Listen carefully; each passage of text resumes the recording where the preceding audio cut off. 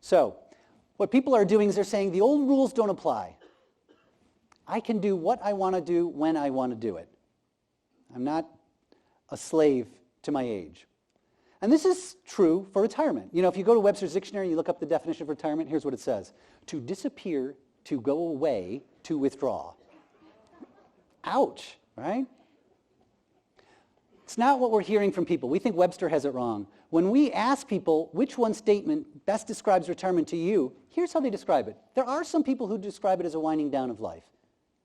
There are some who say, retirement, what's that? I'm just going to keep going.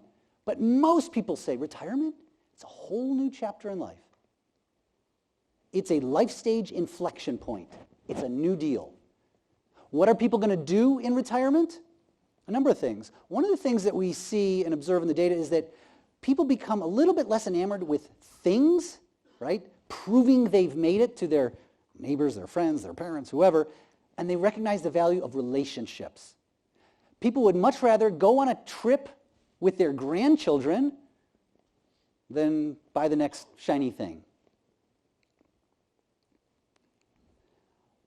Travel and leisure is an important component of retirement. Time to rediscover hobbies. You know, boy, I always wanted to be a musician, but I couldn't make any money. Guess what? The day after that person retires, they're restringing the guitar and refining those passions that maybe they've had to tamp down for years and years and years. And perhaps the most interesting way that we think retirement is going to change is with respect to work. Chance to find an encore job. We ask people, which represents the ideal role of work in this next stage of life, in retirement? Here's what people told us. Fewer than 30% said, once I retire, I never want to work for pay again. I want you to think about that. This has been the definition of retirement for 150 years. You stop working. And yet, fewer than 30% of the people say, well, that would be ideal for me. I think equally illuminating is the fact that only 8% of the people say, retirement, yeah, what's that? I'm just going to keep working my 60 hours a week till I fall over dead in my office or my cube or the, you know, on the assembly line. Nobody wants to work full time. Instead, what people say is, if I could figure it out, I'd like to work part-time. Or I'd like to cycle in and out of the workforce, maybe like on a project. I'll share a quick story. I have a friend of mine, she was an accountant, partner in a law firm. She was very successful, loved her work, and she reached the age of retirement, so she retired. And you know, she thought it was going to be great. She had a little party. And about 9 months into it, she became, I couldn't stand talking to her. I mean, she was just ornery and whatnot. And I said, what's the matter? She says, I don't know.